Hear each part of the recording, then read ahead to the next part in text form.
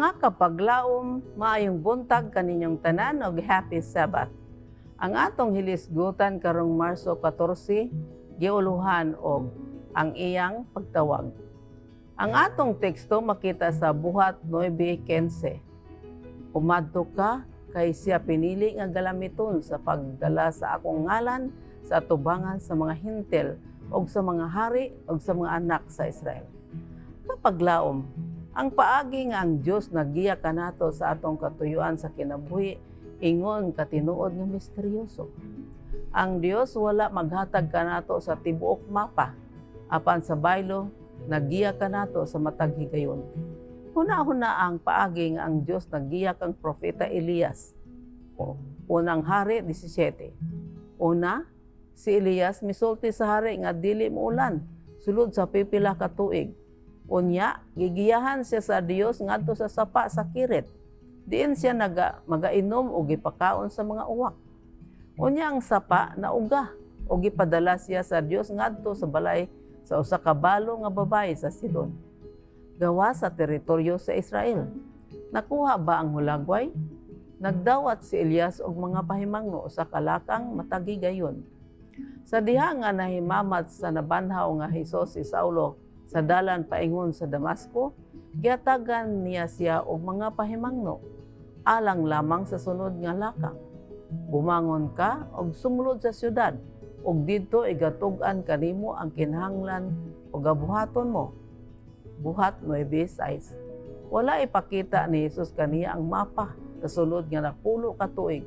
Ni gibutyag niya ang tanan nga mga sulat nga iyang gisulat isip nga usa ka apostol Pablo o mga iglesia nga iyang bisitahan. Human sa pagkatagbo sa nabanhaw nga Kristo, nagdiskubrihan ni Saulo nga dili siya makakita. Mao nga gidala siya sa Damasco. Niini nga sugilanon, gigiyahan sa Dios ang laing taong pinaagi sa usa ka pananawon. Ang iyang ngalan mao si Ananias. Ug kita walay daghang nabaluan may tungod kaniya. Siya gisgutan pag-usab sa Buhat 22:12. Nakadawat usab si Ananias og pahimangno alang sa sunod nga lakang.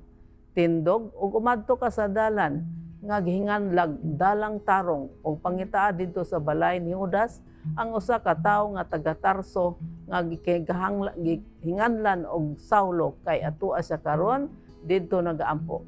Ug sa panan-awon iyang nakita ang usa ka tawo nga gihinganlan si Ananias nga bisulod ug mipandong sa iyang makamot kaniya. Buhat 9:11-12. Ang Dios nagpadala og duha ka mga panan-awon. Usa ngadto kang Ananias o usa ngadto kang Saulo.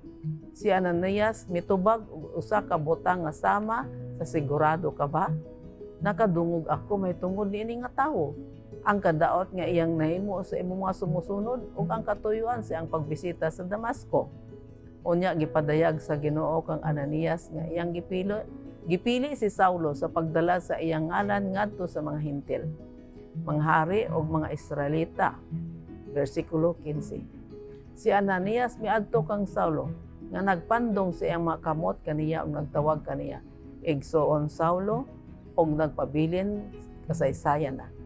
Samtang si Pablo nagsugod sa pagmantala kang Hesus. Kapaglaom, ang sama nga Dios nga nagdisenyo sa plano alang sa imong kalawasan, mao ang usa nga nagsaad nga mogiya kanimo sa imong pagtawag. Ug siya mo pabuhat niini sa usa ka lakang matag panahon. Mag-ampo kita. Dios ug may gugmaon namo nga man sa langit, kami nag-ampo kanimo nga imo kaming giyahan kanunay samtang imo kaming gitawag aron magabuhat alang kanimo sa ngalan ni Hesus. Amen.